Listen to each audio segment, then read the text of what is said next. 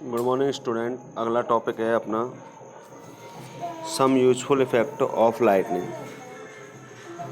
ठीक है ना।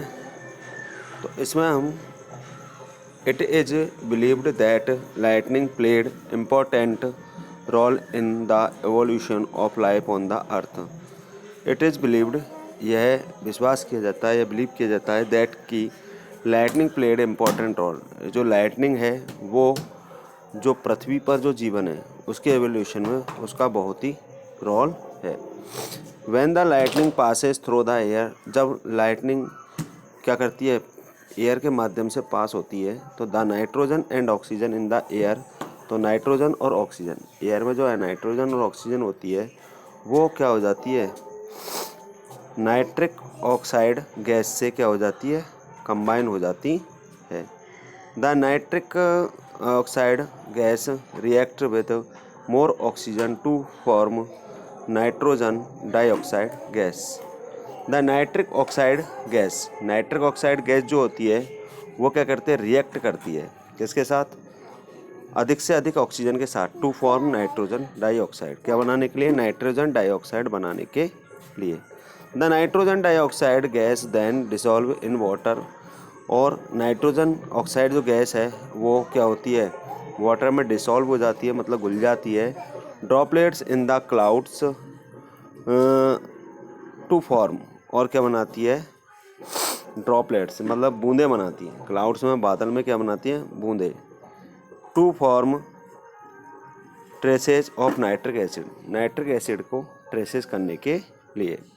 व्हेन इट रेन्स, जब बरसात होती है, the nitric acid is in a very dilute, तो नाइट्रिक एसिड है वो बहुत ही डिल्यूट होती है, फ्रॉम रीचेज द अर्थ, कहाँ पर पहुँच जाती है, अर्थ पर पहुँच जाती है। The nitric acid then react, जो नाइट्रिक एसिड है तब क्या करती है, रिएक्ट करती है विद सॉइल कार्बोनेट, किसके साथ, सॉइल कार्बोनेट के साथ क्या करती है, रिएक्ट करती है। ठीक है ना। टू फॉर्म सॉइल नाइट्रेट्स, क्या बनाने के लिए, सॉइल नाइट्रेट बनाने के लिए। The soil nitrates are excellent fertilizers, soil nitrate जो है वो एक बहुत अच्छा फर्टिलाइजर है, and help in the growth of plant, जो प्लांट की ग्रोथ के लिए बहुत ही ज़रूरी होता है।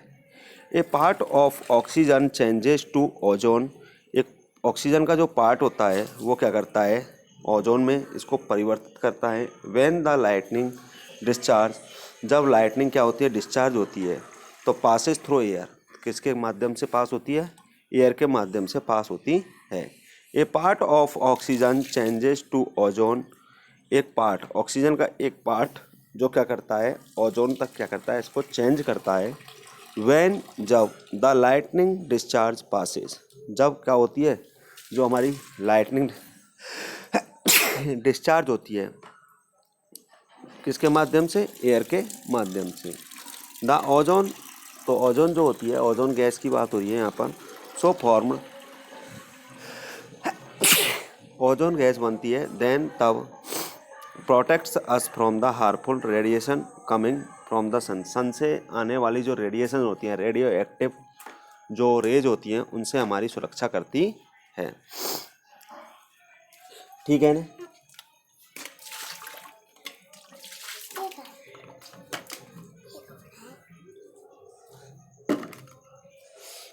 इंटरनल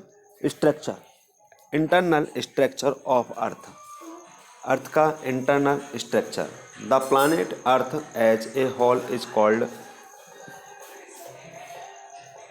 जियोस्फीयर, जो प्लानेट अर्थ है, जो पूरा जो प्लानेट अर्थ होता है उसको क्या कहते हैं, जियोस्फीयर कहते हैं, क्या कहते हैं, geosphere. The outer rocky part of the earth, जो अर्थ का जो बाहरी जो चट्टानी पार्ट होता है, रॉकी पार्ट होता है, उसको क्या कहा जाता है, लिथोस्फीयर कहा जाता है, या फिर उसे क्रस्ट कहा जाता है, क्या कहा जाता है, crust. On the lithosphere live plants and animals, lithosphere पर क्या रहते हैं, प्लांट्स रहते हैं या एनिमल्स रहते हैं। विच टुगेदर फ्रॉम द बायोस्फीयर, जो कि बायोस्फीयर में क्या होते हैं, एक साथ होते हैं, बायोस्फीयर में क्या होते हैं, एक साथ। The depression in the lithosphere are filled with vast oceans, जो लिथोस्फीयर है वो किससे भरा रहता है? बड़े बड़े ओशियनों से। मतलब हमारे जो अर्थ है उस पर बहुत बड़े बड़े क्या हैं? ओशियंस हैं, ठीक है ना। The watery part is called hydrosphere, जिसके वाटरी पार्ट को मतलब पानी वाले भाग को क्या कहा जाता है? हाइड्रोस्फीयर कहा जाता है। मतलब हमारे अर्थ पर बहुत सारे ओशियंस हैं, बहुत सारे महासागर हैं, और इसी वजह से इसको क्या कहा जाता है? Hydrosphere. The inside of the earth is made up of number of layers. The inside of the अर्थ का जो अंदर का भाग है वो काफ़ी सारी लेयर्सों से बना होता है। At the centre of the अर्थ, मतलब अर्थ के सेंटर पर, is a solid inner core. मतलब क्या होती है? एक इनर कोर होती है जो कि क्या होती है? सॉलिड होती है, जो आयरन से बनी हुई होती है। किससे बनी हुई होती है? आयरन से। वेरी हाई प्रेशर, बहुत ज़्यादा प्रेशर और टेम्परेचर के कारण, मतलब जब उस पर बहुत ज़्यादा प्रेशर लगता है और बहुत ज़्यादा जब टेम्परेचर होता है तो उससे क्या बन जाती है? कोर बन जाती है। क्या बन जाती है? Core. Surrounding the inner core is outer core which is a liquid in nature. जो आउटर कोर होती है वो नेचर में लिक्विड होती है। Is mostly made up of iron, जो कि ज़्यादातर किससे बनी होती है? आयरन से बनी होती है। Surrounding the outer core is mental, और जो आउटर कोर है वो किससे? मेंटल से घिरी हुई होती है। It is 2900 kilometre in thickness. इसकी मोटाई जो होती है लगभग 2900 किलोमीटर होती है। Is made up of molten solid rocks, जो कि मोल्टन सॉलिड रॉक से बनी हुई होती है। The magma with in the mental is the magma contains dissolve hot gases at high pressure. जो मैग्मा होता है वो क्या होता है? डिसॉल्व रहता है, घुला रहता है, hot gases at high pressure. मतलब उसमें क्या होते हैं? बहुत सारी गैसेज होती हैं, गर्म गैसें होती हैं जो घुली रहती हैं। किस पर? हाई प्रेशर पर। तो the magma with in the mental is not stationary.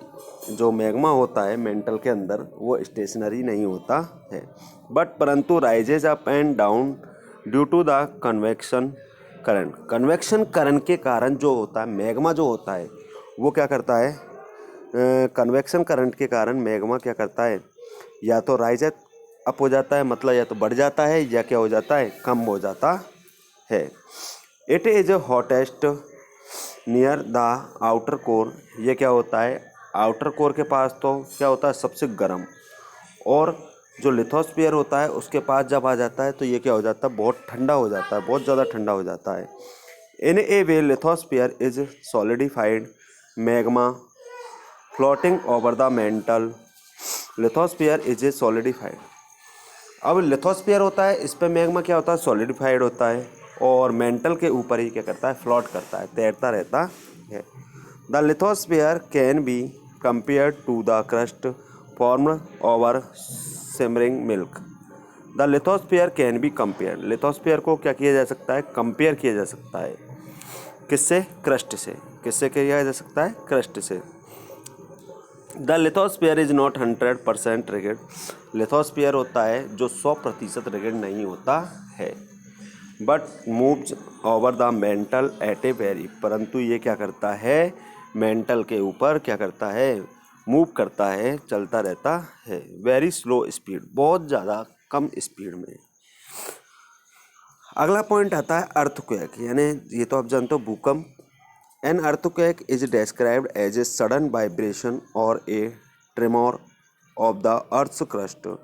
एक अर्थक्वेक जो होता है वो अचानक आने वाला एक वाइब्रेशन होता है। The earth's movement are generally of two types. Earth का जो मूवमेंट होता है वो दो तरीके से होता है, स्लो एंड सडन। एक तो बहुत धीरे धीरे होता है और एक होता है सडन यानी अचानक। In the case of slow movement के केस में अपलिफ्ट और submergence of land area is involve.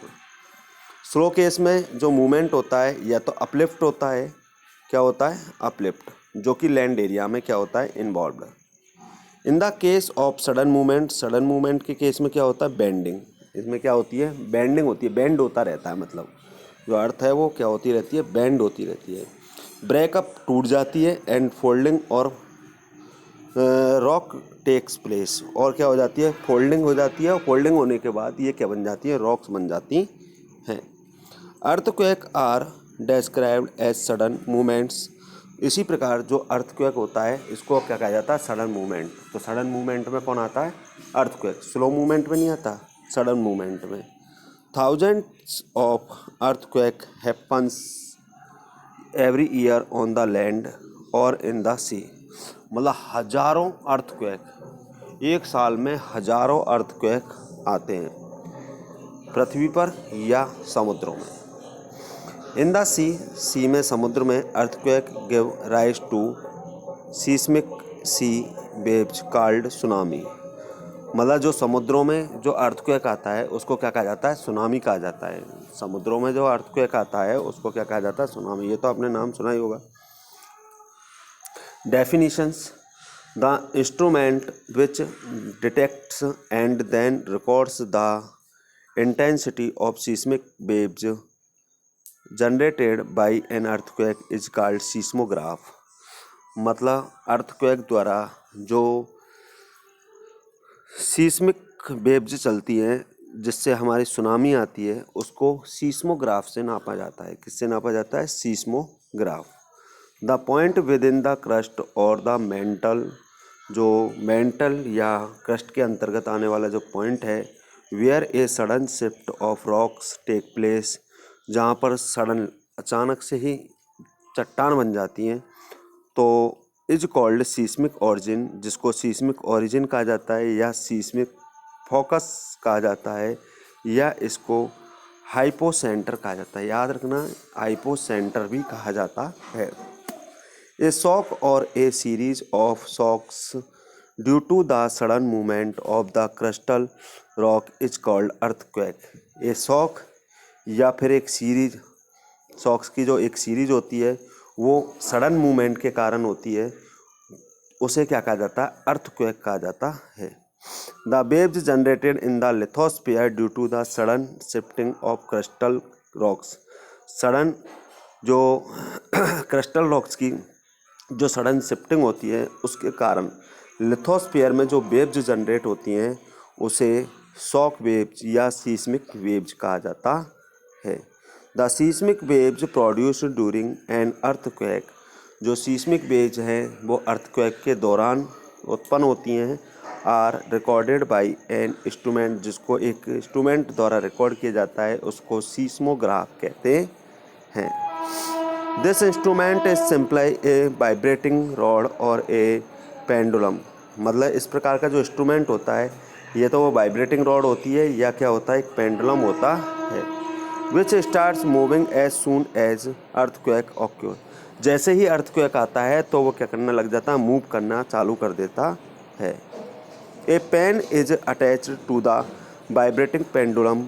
Vibrating pendulum से क्या होता है, एक पेन अटैच रहता है, under which is fixed a roller with a chart paper, और अंडर विच जिसके अंतर्गत एक चार्ट पेपर के साथ वो क्या रहता है, fix. The pen draws the pattern of waves produced on the chart paper. Chart paper पर जो वेव्स प्रोड्यूस होती हैं उसका एक पैटर्न बनाता है, कौन, पेन।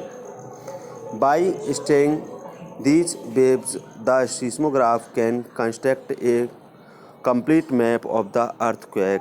और जब इसको वेव्स को स्टडी किया जाता है, जब इसका अध्ययन किया जाता है, तो सीस्मोलॉजिस्ट होते हैं, जो सीस्मोलॉजिस्ट सीस्मिक वेव्स को नापने वाले होते हैं, वो क्या करते हैं, एक कंप्लीट मैप बनाते हैं, किसका, अर्थक्वेक का, and can estimate it's power of destruction. और वो क्या कर सकते हैं, जो भी हमारा बर्बाद होने वाला है, नष्ट होने वाला है, उसका पहले ही क्या लगा लेते हैं, आइडिया लगा लेते हैं। कॉज ऑफ अर्थक्वेक, अर्थक्वेक के कारण क्या हैं, वॉल्केनिक इरेप्शन। वॉल्केनिक इरेप्शन होता है मतलब ज्वालामुखी फूटती है तब अर्थक्वेक होता है, या प्लेट टेक्टोनिक्स, प्लेट टेक्टोनिक्स होती हैं, प्लेट खिसकती हैं अर्थ के अंदर से, तब वो अर्थक्वेक आता है, या फोल्डिंग फॉल्टिंग, या अर्थ का फोल्डिंग होती है या फॉल्टिंग होती है तब अर्थक्वेक आता है, या एंथ्रोपोजेनिक फैक्टर, एंथ्रोपोजेनिक फैक्टर के कारण भी क्या आते हैं, अर्थक्वेक आता है। ओके, तो इस प्रकार से हमारा ये चैप्टर होता है। यहाँ पे हम